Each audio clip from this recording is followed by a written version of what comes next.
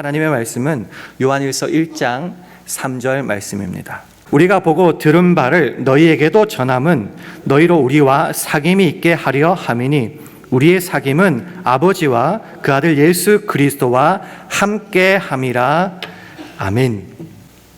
벌써 2026년 두 번째 주일이 되었습니다. 지난 한 주간도 주 안에서 항상 기뻐하며 지내셨는지요? 어떠세요? 내 삶에 기쁨이 충만하셨습니까? 지난주 잠깐 돌아보면요, 기쁨이 곧 능력입니다라는 제목으로 말씀을 나눴습니다. 특별히 전도에 대해서 나누면서요, 전도가 어떤 특별한 기술이 아니라 우리 안에 그 구원의 감격과 예수 그리스도의 그 기쁨이 가득 넘쳐 흐를 때에 자연스럽게 나타나는 삶의 열매라고 했습니다. 우리 안에 기쁨이 넘치고 그것이 다른 사람에게 보여질 때 사람들은 당연히 궁금히 여긴다고 그랬습니다. 그럴 때에 이 전도의 주체는 바로 주님께서 그것들을 역사하셔서 날마다 구원받는 자의 수를 늘어나게 해주신다 말씀드렸습니다. 근데 그 기쁨이요, 생각해보면 오늘은 있었던 것 같고 어제는 없었던 것 같고 있다가 없다가 한 것 같아요. 그렇다면 이 기쁨은 어디에서 유지되고 또한 지켜질 수 있을까요? 혼자 방구석에 앉아가지고 나 기쁘다 I'm happy 라고 아무리 주문처럼 외운다고 내 삶의 기쁨이 흘러 넘치겠습니까? 드리고 싶은 말은, 기쁨은, 특별히 주님께서 주시는 이 기쁨은 혼자서만 지킬 수 없습니다. 흔히 들은 예로 장작불이 막 타고 있는데 제일 잘 타고 있는 하나를 거기에서 떼어서 밖에 놔둘 때에 잘 탈 것 같지만은 금세 꺼져버립니다. 근데 반대로 꺼져가는 것을 다시 모아서 함께 둘 때에는 서로의 열기 때문에 확 다시 불이 솟구치게 된다라는 것이죠. 성도의 기쁨도 마찬가지입니다. 주께서 은혜 주셨고 구원하여 주셨지만은 혼자 떨어져 있을 때는 세상의 여러 가지 환난 풍파로 인해서 꺼져가기 쉽다라는 것이죠. 그러나 그것이 함께 모여서, 즉 관계함 속에서, 함께함 속에서는 완성되고 더 커진다라는 것입니다. 하나님께서는 이 주님 주신 기쁨을 안전하게 담아둘 그릇을 우리에게 허락하셨는데, 그 거룩한 그릇이 뭐냐? 바로 우리 공동체 남가주 샬롬 교회다라는 겁니다. 우리 안에 모이게 하셨고 사귀게 하신 그것은 바로 기적과도 같은 일인데요, 이 사귐의 기적이 어디서부터 어떻게 진행되어 가는지를 한번 확인했으면 합니다. 그래서 우리 가운데 이 주께서 주시는 기쁨이 사그러들지 않아서 주 안에서 한 해 동안 항상 기뻐하기를 원합니다. 그래서 그 소망을 안고 이제 말씀을 한번 들어가 보겠습니다. 첫 번째, 사귐의 기적이라고 제목을 정했는데요, 이 사귐의 기적, 사귄다, 모인다부터 시작해야 되는데, 그러면 무엇으로 우리가 모였는지부터 한번 확인했으면 좋겠습니다. 즉 정체성이죠. 우리 교회 공동체의 정체성은 뭔가? 세상에도 동일한 모임들이 있습니다. 뭐 향후회, 동후회, 동창회, 여러 가지 모임 많죠. 근데 세상의 모임은 주로 그 이익, 취미, 목적에 따라서 끼리끼리 모이는 것이 대부분입니다. 근데 교회는 좀 특별한 것 같아요. 우리 주위를 한번 돌아봐도요, 성별도 다르고, 그 다음에 생각도 다르고, 환경도 다르고, 모든 것이 다름에도 불구하고 예배로 함께 모였다는 거죠. 이게 왜 가능하게 되었을까? 왜 세상 기준으로 보면은 같이 할 수 없는 사람들이 왜 하나로 모여서 예배드리고 사귀는가? 여기에 대한 대답이 오늘 본문 말씀에 나옵니다. 요한일서 1장 3절 말씀을 우리 다시 한번 화면을 통해서 읽겠습니다. 시작. 우리가 보고 들은 바를 너희에게도 전함은 너희로 우리와 사귐이 있게 하려 함이니 우리의 사귐은 아버지와 그 아들 예수 그리스도와 함께 함이라. 이 말을 한번 조금 더 풀어보겠습니다. 첫 번째, 이 사귐이 시작될 수 있고 모일 수 있었던 가장 출발점은 뭐냐? 예수 그리스도라는 거죠. 돈 많은 사람이 돈을 내서 건물을 짓고 아니면 빌려서 그렇게 해서 시작된 것 같은데, 성경이 우리에게 주는 출발점은, 이 사귐의 시작점은 예수 그리스도입니다. 왜 그럴까요? 우리는 죄로 죽을 수밖에 없는 인생이었습니다. 바로 죄인이었다라는 거죠. 그런데 우리가 구원을 받았대요. 어떻게 해요? 유일한 방법, 예수 그리스도의 십자가, 그 보혈의 공로를 힘입어서 나도 구원받고 여러분도 구원을 받았다라는 거죠. 동일한 구원의 고백, 예수 그리스도의 피가 우리를 구원하였다. 그래서 예수를 통하여, 예수를 공통 분모로 하여서 우리는 모이게 되었다라는 겁니다. 이것이 아닌 모임은 교회 모임이 아니겠죠. 서로를 바라볼 때 너 잘났다, 나 잘났다가 아니라 네가 고백하는 그 예수, 그 하나님과 내가 고백하는 예수님과 하나님 성령님이 다르지 않다, 같다, 이 놀랄만한 고백과 역사 때문에 교회는 출발되었고 우리 샬롬 교회도 시작된 것입니다. 이것 말고는 우리가 모임, 이 사귐을 설명할 길이 없어요. 그래서 이 사귐을 가능하게 하신 분은 바로 예수 그리스도 우리에게 보내주신 하나님이다라는 겁니다. 사귐, 헬라어로 코이노니아라고 말을 하는데 이것은 단순한 친목 공동체가 아닙니다. 왜요? 방금 읽었던 1장 3절의 말씀처럼 우리의 사귐인데 사람과 사람 사이에 아버지 하나님과 예수 그리스도가 계시기 때문에 이게 놀라운 비밀입니다. 우리를 부르신 분, 이 모임을 유지하신 분은 어떤 위대한 목사나 장로나 권사가 아니라 바로 주님 한 분이다라는 것이죠. 그래서 교회는 사람이 주인이 아닌 하나님이 주인 되시는 기적의 공동체입니다. 사람이 주인이 될 때 교회는 무너지게 되어 있다라는 것이죠. 그래서 다시요, 이 사귐의 시작은 예수 그리스도, 그의 공로, 보혈의 피, 그것을 가능하게 하시고 우리에게 주신, 허락하신 분은 하나님. 그렇기 때문에 우리의 모임에 있어서 주인은 주님 되신다. 그래서 교회의 머리는 예수 그리스도라고 하는 거죠. 그런데요, 이렇게 말을 하면은 신이다, 신이 우리에게 허락하여 주셨다, 그래서 알아서 잘 굴러갈 것이다 라고 착각합니다. 그래서 우리는 나태해지기 쉽고 즐기기 원합니다. 남이 베풀어 주는 거 받기만 하기 원합니다. 크게 두 번째로 우리가 확인해야 될 것은 이 사귐의 기적이 일어나기 위한 조건은 뭐냐? 이 사귐이 저절로 이루어지지는 않는다라는 것을 기억해야 됩니다. 현실을 보면 분명히 깨달아요. 우리가 주 안에서 한 몸, 영적인 가족이라고 말하지만은 실제 어떻습니까? 상처 안 받습니까? 상처 받잖아요.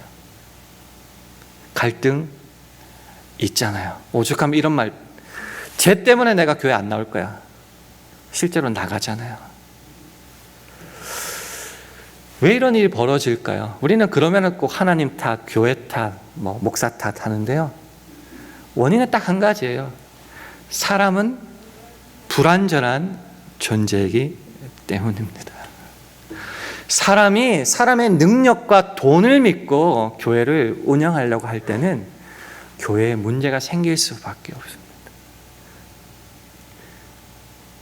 하나님을 의지하되 하나님의 명령은 나를 통하여 이루어지기를 원하며 내 몸을 주 앞에 맡길 때에 이 사귐의 기적이 가능하다라는 겁니다. 그래서 성경을 읽어보면요, 먹고 놀아라는 말이 없어요. 뭐라고 우리에게 권면하냐면요, 피차, 서로 간이죠. 피차, 서로 힘써 일하라, 노력하라는 말씀을 참 많이 하십니다. 혼자 해서 되는 것이 아니고요, 내가 시키는 그놈만 잘해서 되는 게 아니고요, 서로 간에 피차, 그것도 힘써 노력하고 일할 때야만이 주께서 피로 값주고 사신 우리 교회, 이 사귐이 온전해질 수 있다라는 겁니다. 그렇다면 어떻게 서로 피차 노력해야 될까요? 이 영적인 태도에 대해서 수만 가지 말씀을 하겠지만 오늘 특별히 3가지만 함께 나누기를 원합니다. 서로 피차 노력해야 될 첫 번째 모습은 서로 먼저 존경하고 받아들이라라는 말입니다. 로마서 12장에 이런 말씀이 있어요. 형제를 사랑하며 서로 우애하고 존경하기를 서로 먼저 하며. 여러분 어떻습니까? 우리는 항상 뭘 하기 위해서 조건을 많이 걸어요. 어떤 조건요? 네가 먼저 하면은, 당신이 먼저 하면은 내가 하겠습니다. 항상 이렇게 조건이 붙죠. 성경은 말하기를 그거를 너가 먼저 해. 농담삼아 자꾸 말씀드리죠. 지나가다가 교회 휴지가 보이면 어떻게 하라고요? 집사님 치우세요가 아니라 내 눈에 띄게 하신 게 주의 은혜라고 믿고 내가 그냥 주우면 된다고요. 하나님이 그 기적같이 그 예수 그리스도의 피로 우리를 모이게 하셨다면은 가장 먼저 해야 될 것은 서로 먼저 하는 거예요. 사랑하고 우애하며 존경하는 겁니다. 이 구절을 함께 나눴으면 좋겠습니다. 로마서 15장 7절 말씀 우리 함께 읽도록 하겠습니다. 시작. 이러므로 그리스도께서 우리를 받아 하나님께 영광을 돌리신과 같이 너희도 서로 받으라. 먼저 어떻게 해야 돼? 기준이 뭐예요? 어디까지 해야 돼요? 우리는 항상 묻죠. 얼마나 용서해야 됩니까? 이렇게. 기준은 딱 한 가지예요. 예수님처럼 그렇게 받으라. 그럼 무슨 말이죠? 조건 따지지 말고 이유 붙이지 말고 unconditional acceptance, 무조건적으로 받아들이는 그 마음. 예수님께서 십자가에 죽으실 때 너는 5번 기도했으니까 30%만 구원해 줄게, 그렇게 조건을 붙이지 않으셨습니다. 살인자를 향하여서도 그 구원의 문을 열어두셨다라는 것이죠. 그 사랑으로 저와 여러분이 구원받았고 교회로 모였다면요, 하나만 기억해 주세요. 그 주님의 모습이 내 모습이 되기를 원합니다. 어려워요? 예, 어렵죠. 그래서 뭘 해야 되죠? 주님께 기도하고 의탁해야 된다는 겁니다. 옆에 분들 한번 바라보실래요? 배우자가 있을 수도 있고 전혀 모르는 분도 계실 수 있겠지만 옆에 분들을 어떻게 하라고요? 예수님처럼 그냥 받아들이자.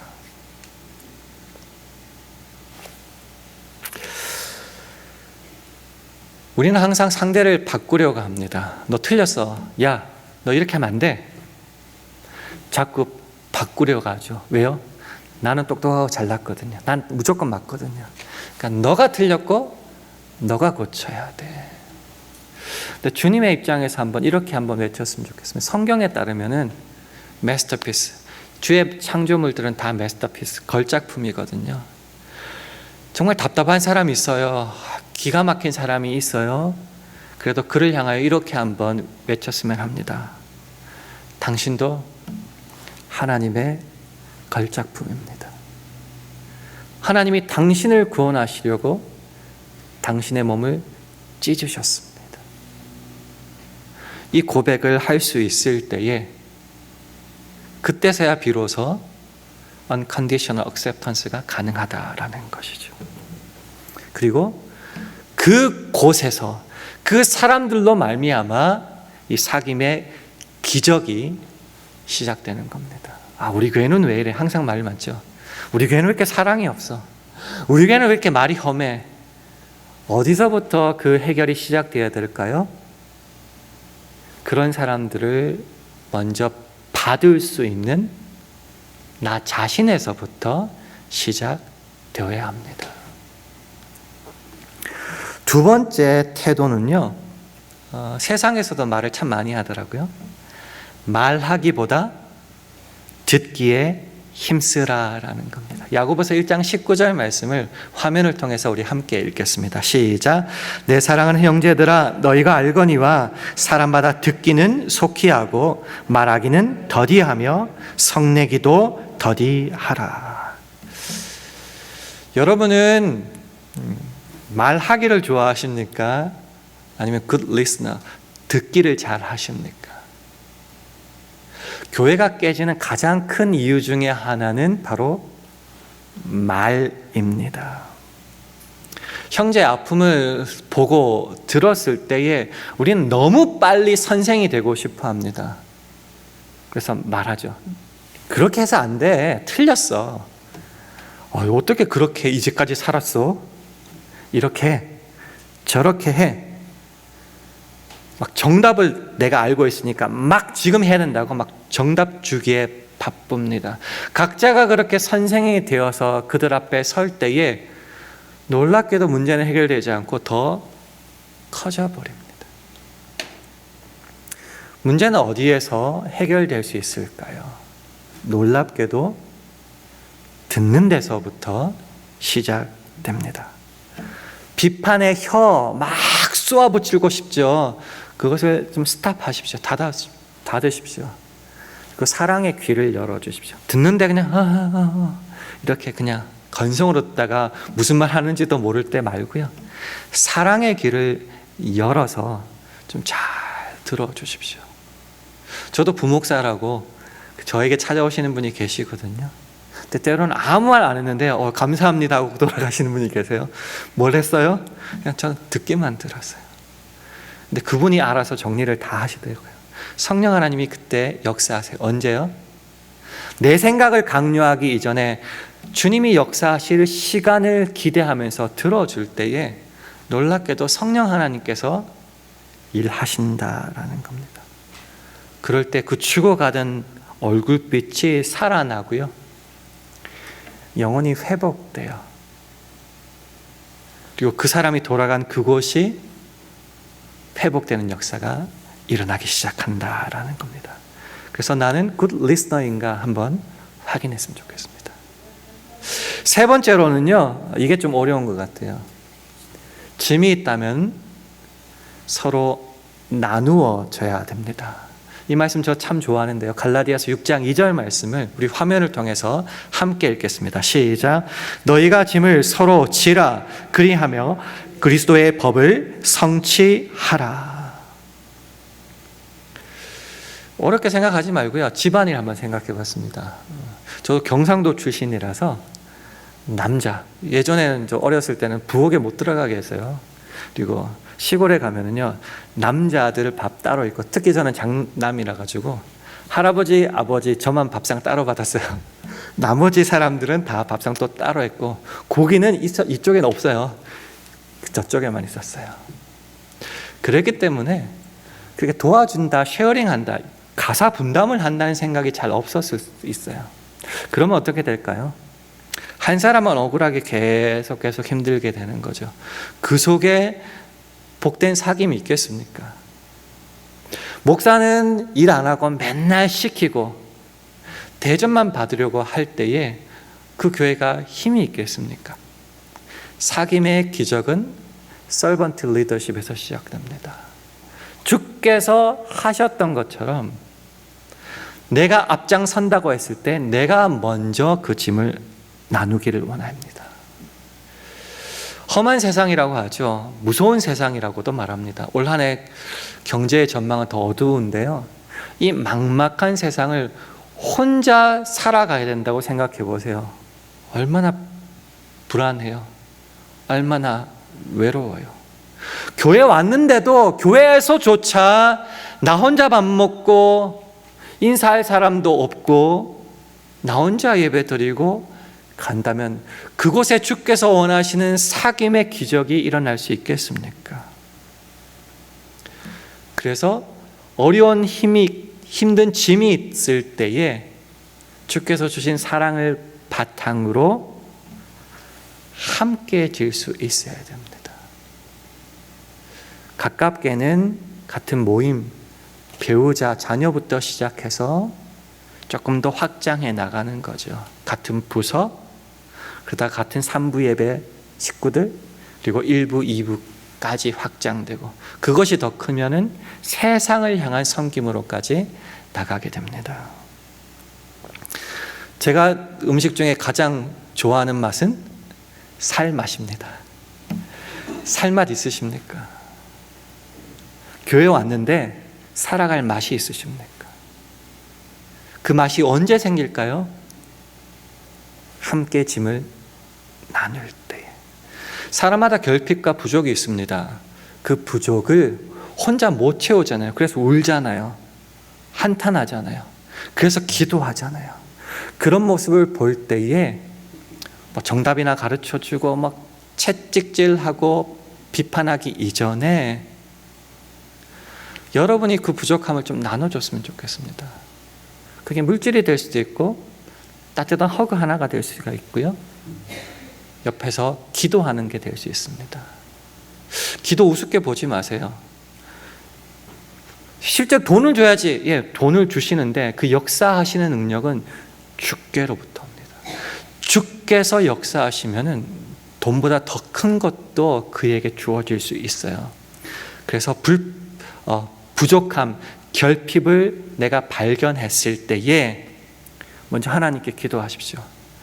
내가 정말 아무것도 없는데 저 형제 자매의 부족함을 내 눈에 띄게 하시니 우선 감사합니다. 내가 깨달았으니 내가 어떻게 도와줘야 될 텐데요. 주님 선한 지혜를 허락하여 주시옵소서. 방법이 보여요. 내가 하려고 하지 말고요. 먼저 하나님께 맡기세요. 하나님의 일하심이 시작되면요. 놀랍도록 일이 풀려지게 됩니다. 진짜 기적은 뭔가 하나님께 맡기고 그리고 하나님이 음성을 주시면은 순종하면 됩니다. 그럴 때에 그 기적이 그 공동체를 살린다라는 겁니다. 마지막 크게 세 번째로 그러면 이 사귐, 기적 이렇게 주님께서 시작하셔서 우리로 일하게 하시고 나누게 하셨는데 우리가 이 사귐이 나가야 될 목표 지점이 있을 게 아니에요. 목적이 있을 게 아니에요. 어디까지 이 사귐이 나아가야 되느냐? 특별히 우리가 샬롬교회로 모였다면은 특별히 3부 예배 이 모임의 공동체의 최종 목적지는 어디인가? 때로 우리 착각합니다. 우리끼리 잘 먹고 잘 모이고 즐겁고 행복하면 된다. 그래서 잘못하면 거기에 교제만 있고 말씀이 없을 때가 참 많거든요. 우리가 생각하고 바라보아야 될 목표 지점은 어딘가? 갈라디아서 5장 13절 말씀을 우리 화면을 통해서 우리 함께 읽겠습니다. 시작. 형제들아 너희가 자유를 위하여 부르심을 입었으나 그러나 그 자유로 육체의 기회를 삼지 말고 오직 사랑으로 서로 종노릇하라. 우리의 모임은 우리의 단지 사람들만의 사귐이 아니라고 했습니다. 우리 사이에 아버지 하나님과 예수 그리스도가 계신다고 했죠. 예수 그리스도는 어떤 분이세요? 그 하늘 영광을 누리며 명령하셔도 되는데 그걸 다 버리고 이 땅에 오셔서 우리를 살리기 위해서 죽기까지 하신 분. 기독교 참 신기해요. 가장 높다는 그 하나님, 신이 가장 낮은 자리로 와서 섬기고 있었어요. 그리고 내가 그렇게 한 것처럼 너희도 섬기라고 말씀하시는 것, 그것이 바로 우리 기독교의 핵심 아닙니까? 그 사랑으로 구원받았다면 마찬가지. 우리의 목적지는 어딘가? 우리의 모임 가운데, 이 사귐 가운데 내가 종노릇하는 겁니다. 내가 저 사람보다 월급이 작아서, 키가 작아서, 덜 예뻐서, 지위가 낮아서 그게 아니라 내가 받은 사랑이 차고 넘치고 크기에 그 조건 따지지 않고 내가 먼저 고개 숙일 수 있는 겁니다. 내가 서브할 수 있는 겁니다. 세상은 자꾸 높아지려고 하죠. 지배하려고 합니다. 우리가 승진하기를 원하고 부자 되기를 원하는 이유가 뭐죠? 내가 높은 자리에서 명령하고 그가 내 말 듣기를 원해서 아닙니까? 지배욕이라는 것이 굉장한 겁니다. 그러나 성경은 반대로 말하죠. 인자에 온 것은 섬김을 받으려 함이 아니다라는 겁니다. 이거 엄청난 선포입니다. 도리어 섬기려 하고 섬기러 오셨다는 겁니다. 그 주님의 본을 받은 우리도 이 모임에서, 이 교회 가운데서, 예수의 이름이 있는 그곳에서 종로로 탈 수 있을 때야 비로소 사귐의 기적이 일어난다라는 겁니다. 서로의 발을 먼저 닦아줄 수 있고, 눈물도 닦아주고. 종로를 한다는 게 뭘까요? 저는 이렇게 단순하게 생각했습니다. 내 시간, 내 물질, 내 마음을 그나 그녀를 위하여 내어놓는 것, 그게 종노릇의 핵심이 아닐까 생각해 봅니다. 억울해 죽을 것 같죠? 나만 손해보는 것 같죠? 그것 때문에 잠이 안 올 것 같죠? 근데 다시 지난주로 돌아가 볼까요? 초대교회가 어떻게 부흥의 역사가 일어났을까요? 자기 재산을 아끼지 않고 공동의 재산으로 내놓았습니다. 집집마다 돌아가면서 가정을 오픈합니다. 음식을 대접합니다. 그걸로는 부족해서 날마다 성전에 모여서 예배하고 찬송하며 주께 가까이 나아갑니다. 그러니 다시 또 세상에 나가서 내 거를, 내 시간을, 내 마음을, 내 물질을 자꾸 내어놓죠. 그럴 때 무슨 일이 벌어졌을까요? 세상 사람들이 그것을 봅니다. 그리고 칭송, 칭찬이 비로소 그때야 나오는 겁니다. 저도 목사지만 이 소리 많이 듣습니다. 목사만큼 대접받기 좋아하고 안 베푸는 사람 없다고. 조금 있으면 그 말 들려죠. 예수쟁이만큼 고집 센 사람도 없다고. 근데 우리가 이렇게 서로 종노릇 할 때 세상은 우리가 뭐라 하지 않아도 말합니다. 쟤는 진짜 다르다. 진짜 예수 믿는다 그러더니 제 모습 속에는 예수가 있는 것 같아. 그 다음 말은 뭔 줄 아세요? 그 예수를 나는 어떻게 믿어야 되니? 그래서 자연스럽게 전도가 이루어진다라는 겁니다. 여러분 안에 진짜 예수님이 살아 계십니까? 나는 죽고 내 안에 예수 그리스도가 살아있다라고 그렇게 암송도 하고 살아가는데 정말 예수를 믿는 그 믿음 안에서 나는 정말 살아가고 있습니까? 아니면 그것은 부족하다고 생각돼서 여전히 세상 것 붙잡으려고 길을 쓰고 기도하면서 세상을 향해 나가고 있습니까? 우리 주일 3부 예배 모임은 참 신비롭습니다.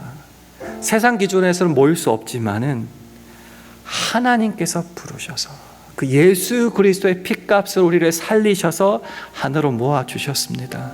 그래서 우리가 예배 드리는 이 교회 공동체는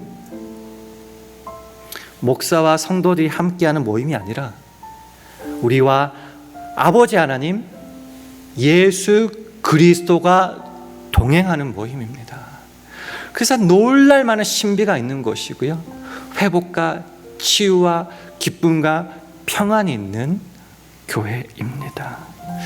올 한 해 우리 교회 표어가 주 안에서 항상 기뻐하라. 그래서 주 안에서 교제하는 거죠. 사귐이 있는 거죠. 그럴 때 기적이 일어납니다. 아무것도 없는 것 같은데 항상 기뻐하게 된다는 것이죠. 우리 교회가 이 놀라운 사귐의 기적이 있는 그 현장이 되기를 소망합니다. 그리고 그것을 이루는 주인공들이 여러분 한 사람 한 사람이 되기를 원합니다. 그래서 서로 용납하고 경청하고 사랑으로 종노릇할 때에 그 사도행전에서 일어났던 그 놀랄만한 부흥과 기적이 우리 교회에서도 일어나기를, 여러분의 가정과 직장과 일터에서도 일어나기를 주님의 이름으로 축원합니다. 우리 말씀을 기억하고요, 우리 함께 찬양할 때 형제의 모습 속에 보이는 이라는 찬양이 있습니다. 우리 함께 찬양하겠습니다.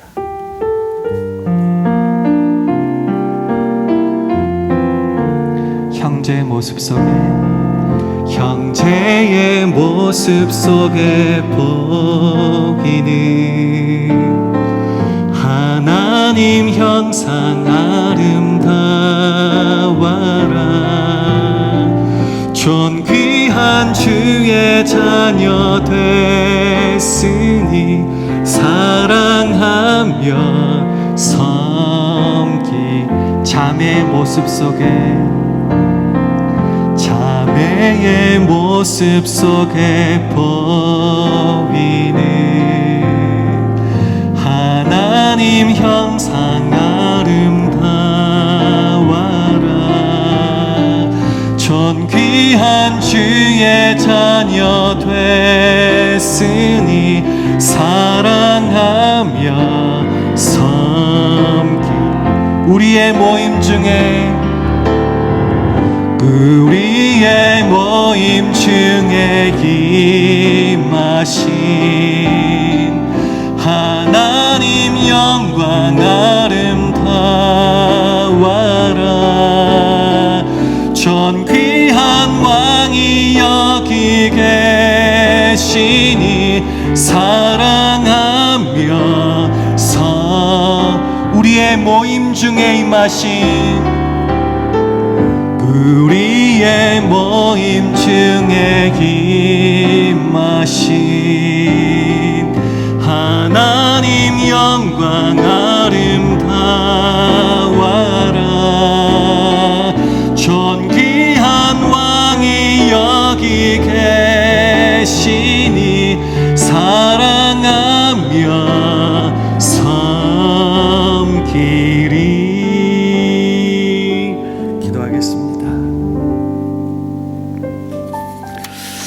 하나님 아버지, 도무지 하나 될 수 없는 우리를 예수 그리스도의 보혈로 묶어주셔서 사귐의 기적을 날마다 맛보게 하시니 감사합니다. 오늘 우리가 서로의 모습 속에서 하나님의 형상을 발견함으로 있는 그대로 용납하고 경청하며 기꺼이 서로의 종이 되어 섬기는 그런 기적 같은 삶을 날마다 살아가게 하여 주옵소서. 특별히 우리 샬롬 교회가 이 기쁨의 사귐을 통해서 우리가 회복될 뿐만이 아니라 세상을 치유하고, 그럴 때 날마다 구원받는 자가 더해지는 사도행전적인 공동체 되게 하여 주시옵소서. 예수님 이름으로 기도합니다. 아멘.